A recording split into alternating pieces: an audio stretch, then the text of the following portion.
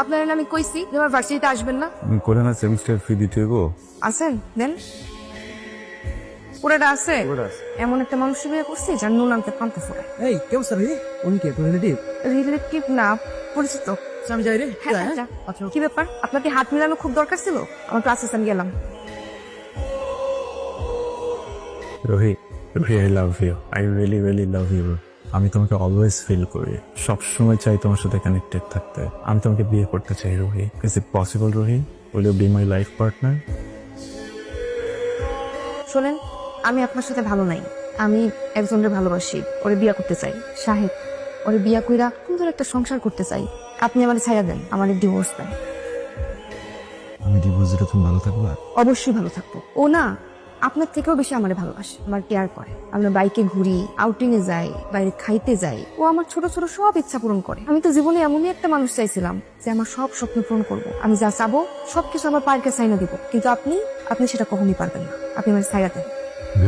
আমি সব paper ready করে রাখছি, এই কাগজটার মধ্যে একটা সাইন দিবেন।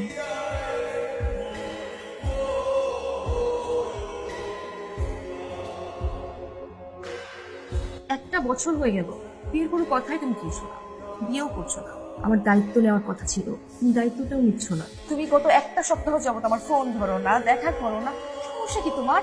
আমার সেমিস্টার ফি দিতে হবে, তুমি আমার পড়াশোনার দায়িত্ব নাও, না হয় আমার এই শহরে থাকা খাওয়ার ব্যবস্থা করো। তুমি সবসময় তো টাকা টাকা করো, শুধুমাত্র এই একটা কারণে আমি তোমাকে এখন পর্যন্ত বলবো, কারণ আমি বিশ্বাস করতে পারতেছি না যে তুমি আসলেই ভালোবেসে আমার সাথে আসছো। I am really confuse.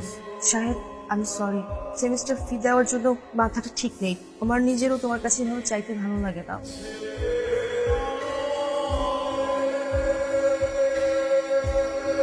কি যেন নাম তোমার? সন্দেশ। সন্দেশ, খুবই সুন্দর নাম। Thank you sir.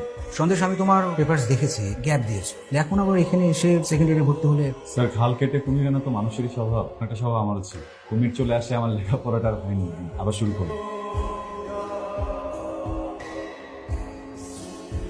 Sir please, sir একটা সুযোগ দেন। আমার বাবা খুব অসুস্থ স্যার, বাড়ি থেকে এখনো টাকা পাঠায়নি। বাবার ট্রিটমেন্টে প্রচুর টাকা লাগছে স্যার। বিষয়টা সেমিস্টার ফি নয় রোহি, তুমি যদি আরো লেট করো সেমিস্টার ফি দিতে তাতে কোনো সমস্যা ছিল না। ব্যাপারটা হলো তুমি একটা ফাঁকি বাজবে, ঠিক মতো লেখাপড়া করো না, তুমি ক্লাস ফাঁকি দিয়ে এদিকে ওদিকে ঘুরে বেড়াও। তোমার এবার আগামী সেমিস্টার থেকে ক্যান্সেল।